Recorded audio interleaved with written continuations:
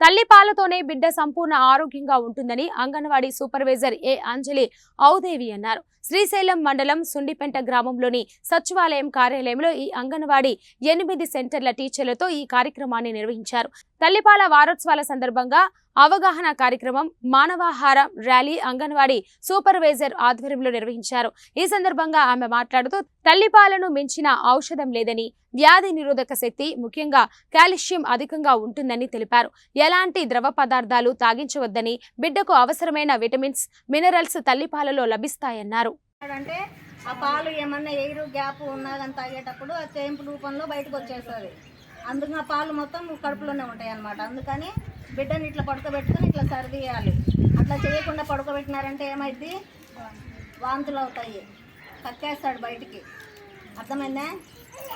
ఇంకా పాలు పట్టే విధానం ఎట్లా, ఇట్లా బిడ్డ అనుకో, ఇక్కడ ఈ మోచేయి మీద బిడ్డ తల ఉండాలి, ఈ చెయ్యి అనేది వాడి ముడ్డి కింద ఉండాలా, ఇట్లా ఉండాలా.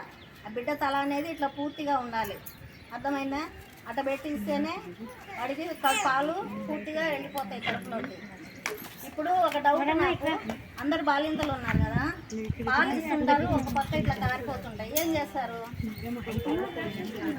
అమ్మా?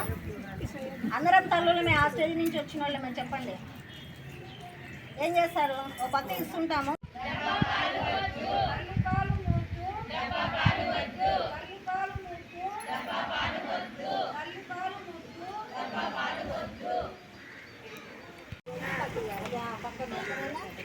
డబ్బాలు పట్టేటప్పుడు కూడా పొల్యూషన్ ఇట్లా ఉండాలి.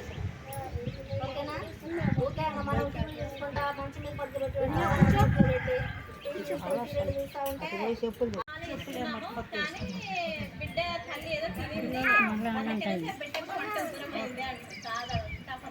మనం ఇచ్చే పాలు ఇచ్చే విధానంలో తేడా, పద్ధతిలో తేడా ఉండడం వల్ల వాళ్ళు తాగేటప్పుడు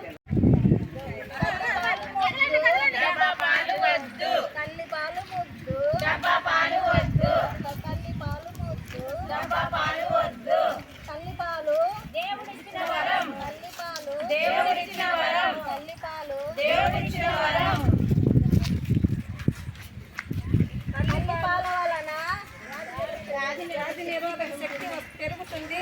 తల్లి పాల వలన